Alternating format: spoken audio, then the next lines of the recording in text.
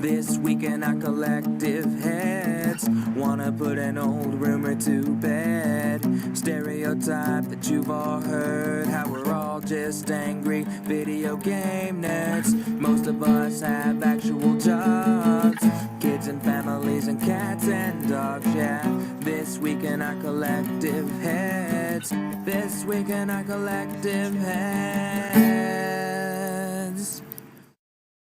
Welcome to This Week in Our Collective Heads. I'm Patrick, joined by Owen. We're here giving you the gaming news like we do every single week.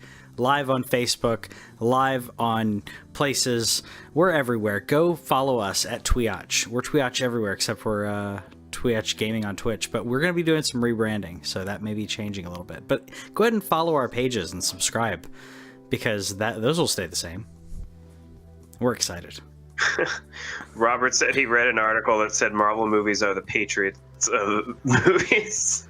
Are the Patriots of the movies? They just keep winning even when they shouldn't win. Even when there's no reason for them to win, they're winning. That's a good one. Yeah, I like that. I like that. Does that make DC the Lions of movies, Robert? He's from Detroit. Yeah, I don't know. I don't want to be cold. Yeah, I don't follow basketball that much, but anyways, basketball? What? I'm joking. Okay. Don't do it to me now. Oh no, that's like my. I always like. Yeah, it's the deadpan. Like, oh no, I don't like watch. Yeah, whatever sport we're talking about, I'll say something else because I'm just trying to be. I had to, Robert. I had to. You said, well, I got a bust on the Lions. That's right. It's okay, man. It's okay. So, where are we starting? So we're starting with Apex Legends. Yeah, which I'm really excited about. I'm really happy about. 50 million players, 50 million concurrent players. Not concurrent. Was it not concurrent? I thought it was. No, total. That would make total downloads. Okay. If they had 50 million concurrent, that would be quite impressive. It'd be pretty amazing. Yeah, I'm happy for them. I mean, like we talked about, they dropped this without announcing anything and just went for it, and it's doing better than Anthem. That's pretty amazing. Oh, well, yeah, it's doing better than Anthem. Sure. That's not saying much there. The thing about that, I don't know. I don't think they're really comparable. As much as people wanted to say that EA, like they didn't know what EA was doing in terms of launching those two next to each other. From what I understand, Respawn, they went to EA and were like, "No, we just should do this right now. We shouldn't tell anybody it's coming or anything. We're just going to drop it right now." And Respawn was completely correct. Because the numbers don't lie. Their game is fantastic. Very well made, free to play, no pay to win. Just like they pulled the Fortnite model, they had a different type of system in there, the ping system, which we don't have to talk too much about it, but Fortnite has already adopted the ping system because it works so well. You don't have to talk on the mic with people. You have the classes. It's just really cool. I want them to say something money related. I want to know how much people are spending. Yeah, just out of pure curiosity. I know that's where it's definitely not going to be Fortnite numbers or anything. But like, if those 50 million people, if there was averaging, $1, that's $50 million. And I would expect it's more than that. Yeah, I would expect that it's more than that on the average. But it just cracks me up. We have a company like BioWare dropping Anthem, which they really promoted the heck out of, and Apex Legends is catching on and is a better game objectively speaking, and that's kind of sad to me. Yeah, the thing about Anthem with Bio, like there was some other stuff that I listened to where they were kind of talking about, like, is this a talent problem? And I think it was a management problem. This game was not ready to come out. It's funny because they said that Anthem was ready last year, and that was clearly not true. And it's still clearly not true that it's not ready. Like, it is still a beautiful looking game. you can tell that there is a shell there where Anthem could have something. But they released it too early, and now it's just going to be a thing of can they catch up? But they're not going to be able to catch up if they brick some PS4. No, they're not. I mean, out of everything you could think of, I've seen it even happened to Greg Miller. I mean, it's happening to quite a few people. It's not just like the the Red Ring of Death happened to quite a few amount of people as well. But I read Ring to 360 back in the day. I never did. I had 3, but that was I'd never read Ring to single one. That being said, I'd modded them, which is why I had to keep trading them out. But as you do, yeah, but never red ringed them. But either way, I mean, this is widespread enough that it's happening to quite a few people. At least the people that it shouldn't happen to, that you don't want it to happen to, it's happening to. Your influencers, like Greg Miller, like that's the last person that you want to see that happened. Now, it didn't. To be clear, everybody thought it was bricking it. It turns out that you could put your PS4 into recovery mode, and if you've never done this in computer land, you could rebuild. It's kind of like it's not exactly like reinstalling the OS or anything, but you're basically telling your hard drive to rebuild the data that's on that hard drive. And even though that's not bricking it, that's still scary stuff. From a download perspective, you're like, oh my god. From PS4, a non-technical person, like you said, from a non-PC person who's not used to having to do something like that, where it's like, oh, I got to reformat this hard drive, or no, it's like that is scary. And perfect example, my of a non-tech household, and I'm mean this in a very nice way. Sure. And if she's watching, I'm sorry, but I'm gonna talk about this. My sister and her son, they have a PS4. Mm-hmm. PS4 stopped working.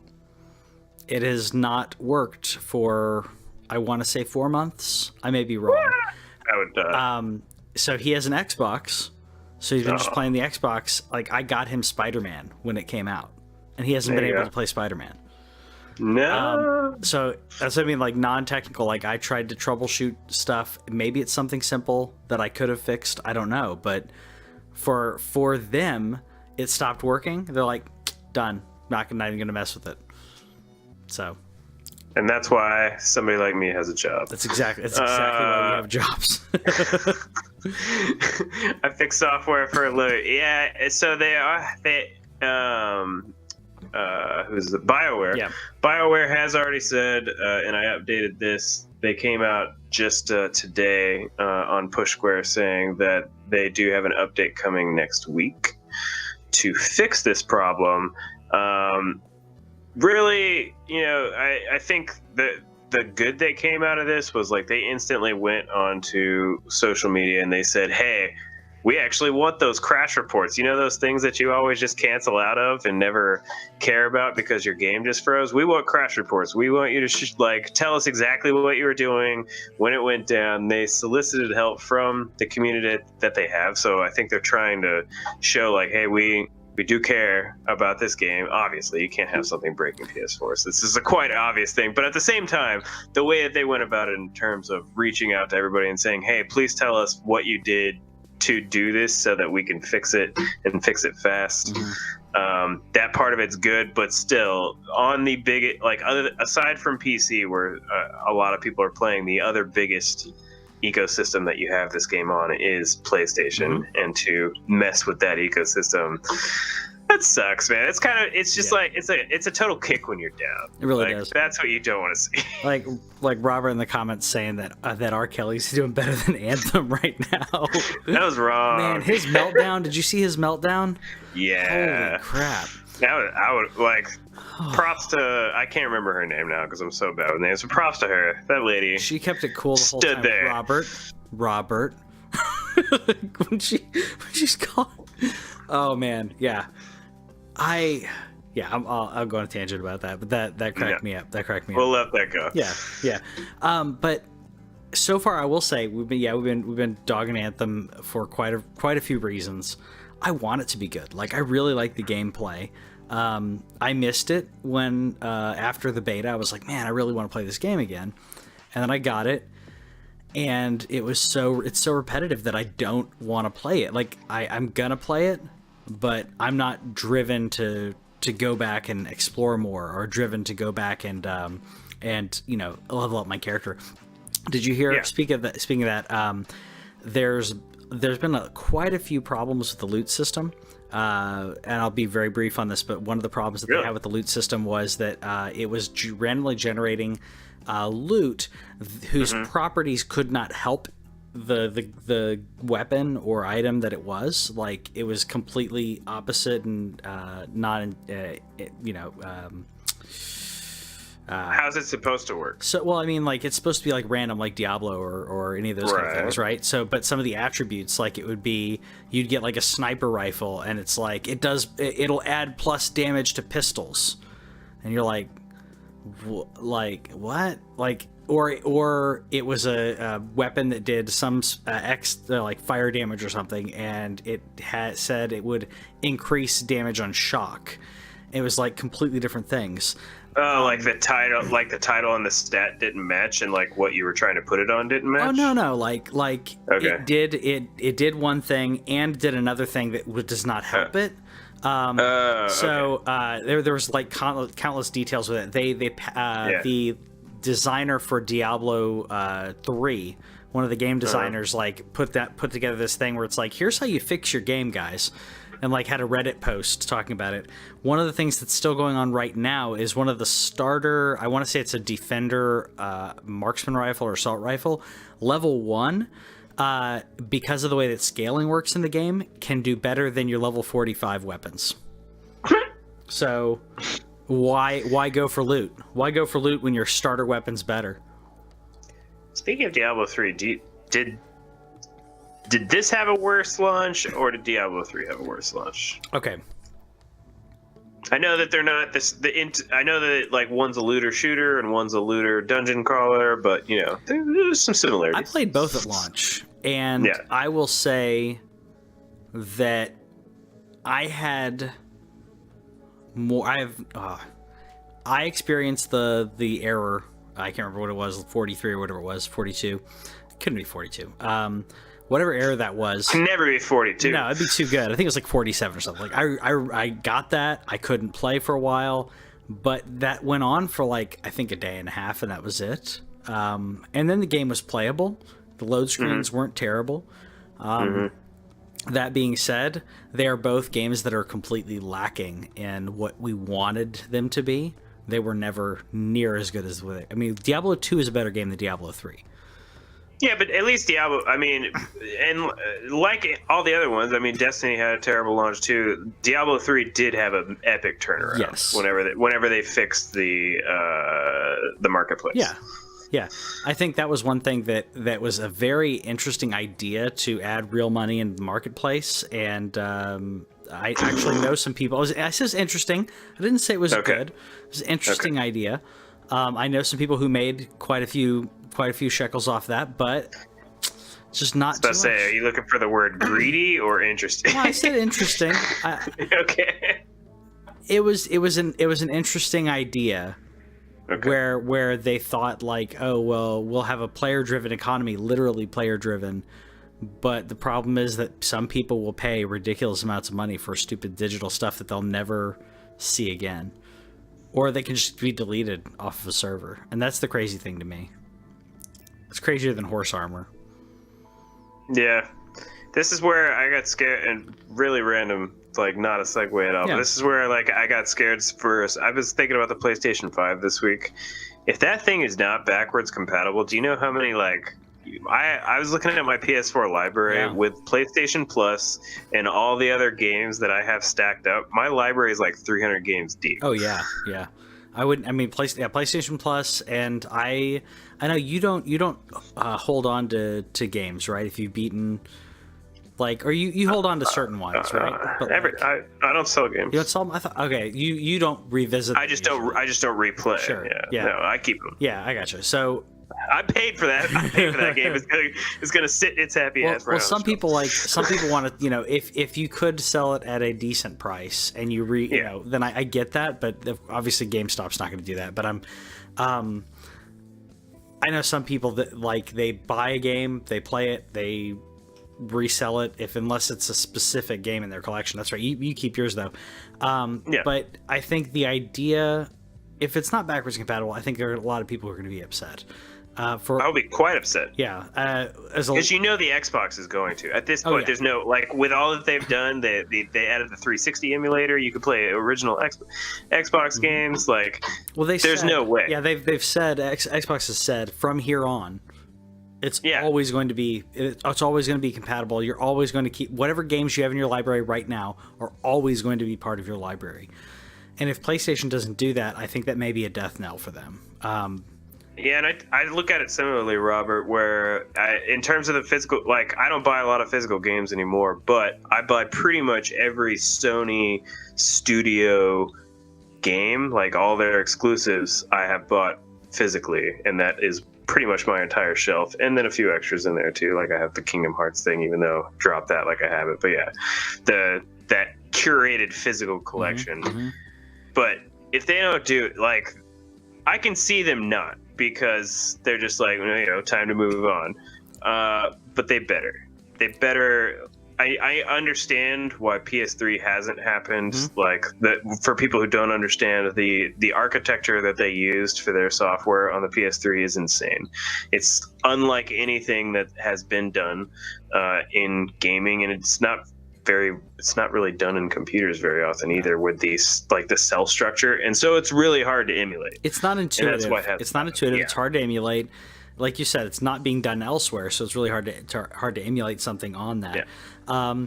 That being said, I think that segues really well, because we're talking about the future of PlayStation, future of Xbox. Xbox One, they're going to be their pre-order sales are out for an all-digital Xbox One S. Is basically what it is.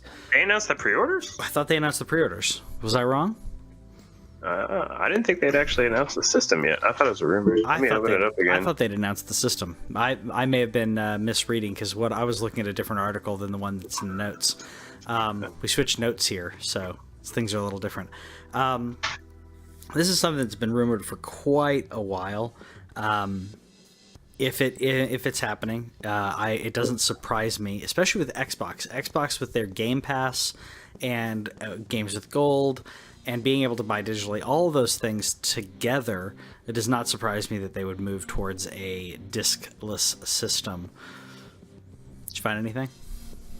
I just see all digital. I still don't see a pre-order yet. It is confirmed that it's coming out. Confirmed. I just don't know about pre-orders. I may have misread. I may have misread that they were waiting for pre-orders or something. But yeah, the fact that it's confirmed. I mean, like I said, this didn't surprise me. This is something that was rumored for quite a while, and I think with Xbox Game Pass, including the Xbox subscription plan, where you have a subscription that gets you Game Pass, gets you games with gold.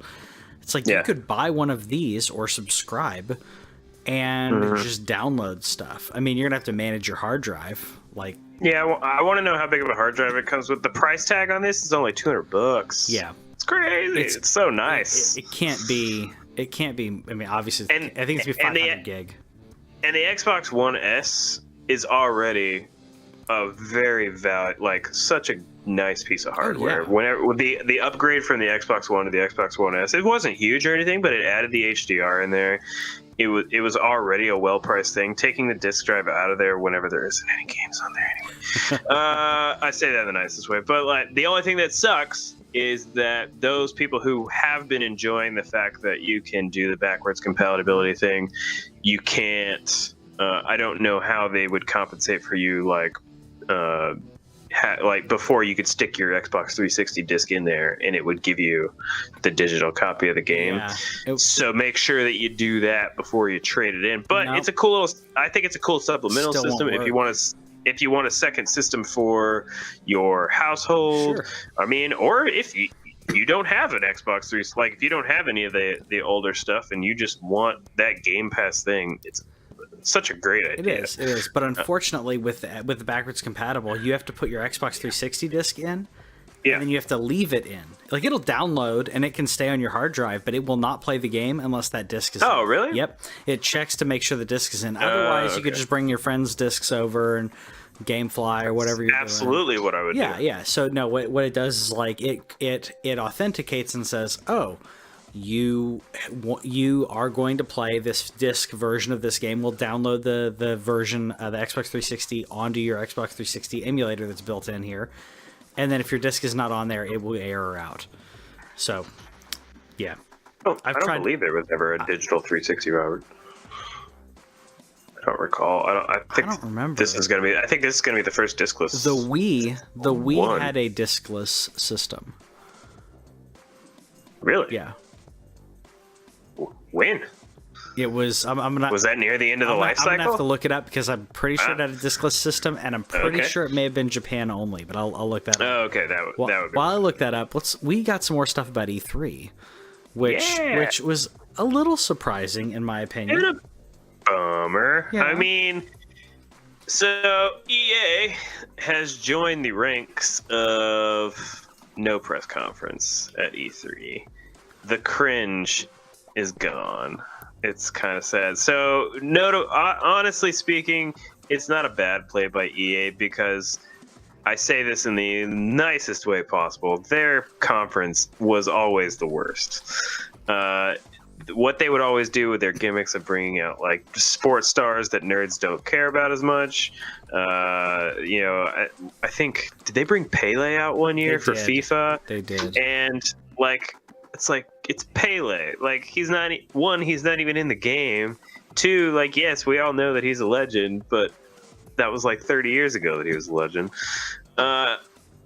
Whatever. But it was like the lines were always weird. They always picked a host who tried to carry it and didn't and couldn't because of what they had to work with. So what they've announced is that they are not going to do a conference. They are still going to be at E3. They are still going to have a presence, but what they're going to do is a lot of mini streams, and they want it to be all about the games. It's even on their tagline if you go to EA.com.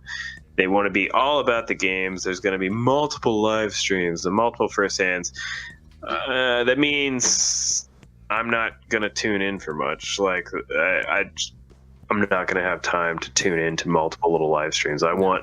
It goes back to what I keep praising Nintendo on, like, respect my time. Mm-hmm. So how many times do you want me to be paying attention to Twitch and pull up your EA channel? Yeah. It's just not gonna happen. I'm gonna have to watch summaries. There's no way I'm gonna sit through. It's kind of like the Nintendo Treehouse stuff. And I appreciate that Nintendo will give you like a highlights, and then they'll be like, "We'll show you more on the Treehouse." But the more isn't like anything like that's a complete mic drop. It's just like, oh, let's dive in on the games. Like, I appreciated that when they did that.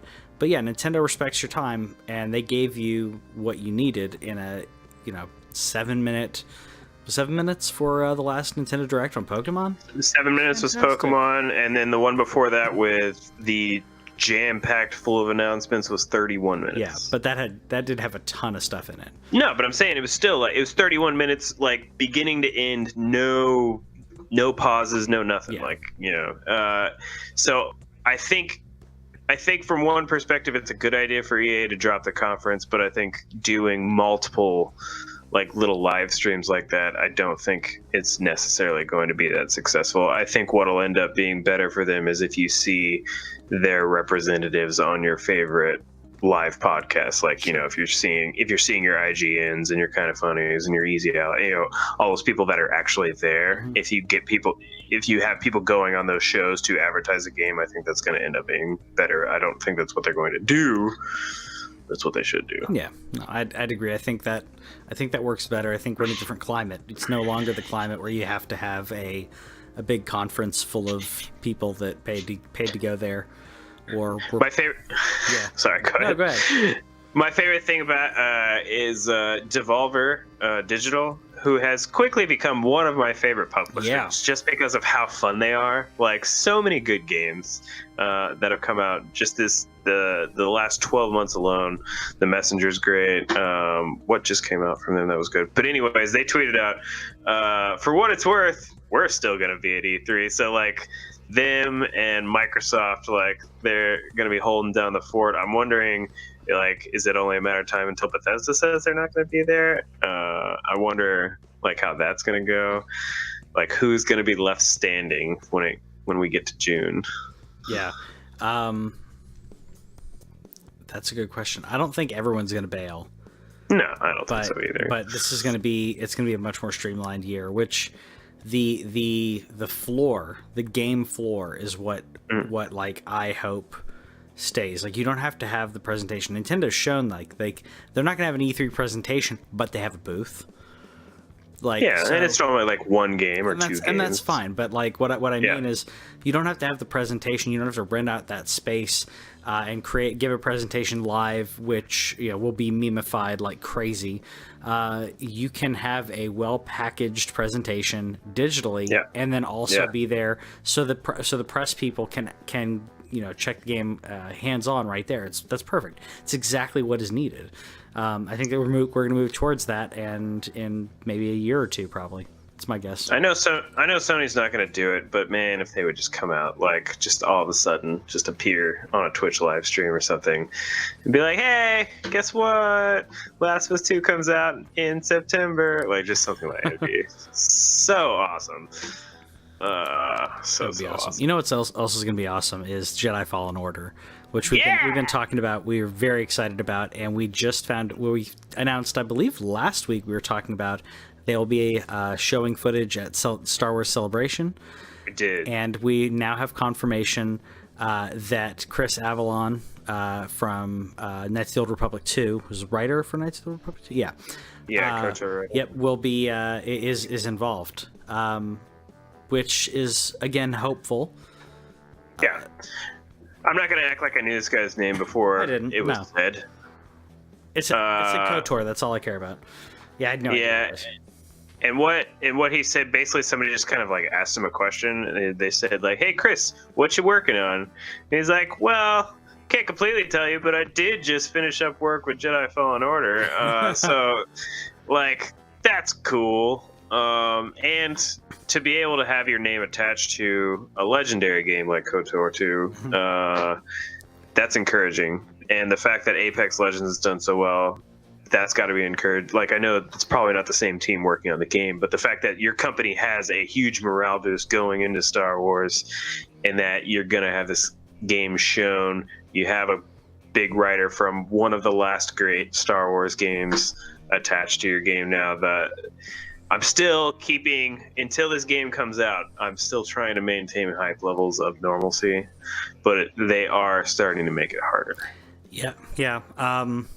And I imagine after the Disney Star Wars, it's going to be even harder than that. It is. I'm really hopeful that this is, a genesis for them in a revolution, a renaissance, if you will, of Star Wars games, because we had the dark times of before the Empire, but before EA, we had some great games, and then the dark times of EA came in and just obliterated that, and it turned everything into either cash grab or destroyed anything that was worthwhile. And what we get is like scraps that people are just happy because it's Star Wars. And I think that is that KOTOR was made by BioWare before. Yep, Mass Effect, before Dragon Age, before they were acquired by EA. Yeah. Yeah, but I'm still hopeful. I think it's gonna be good. I think this is gonna be the one. I'm maintaining it. No, I'm gonna wait. You're gonna wait? I thought Battlefront 2 was gonna be good. I mean, and honestly, I'll still maintain that Battlefront 2 is a fun game. It was just ruined by a lot of other things. But fun and great are not the same thing. This is true. Thanks for watching This Week in Our Collective Heads. Subscribe over here and click the bell, and that way you'll know about any new videos that we put up, because we put up a lot of gameplay, a lot of stories from games and stuff like that, and gameplay is down here. Yeah, and you got more editorials and news stuff down here. Check it out.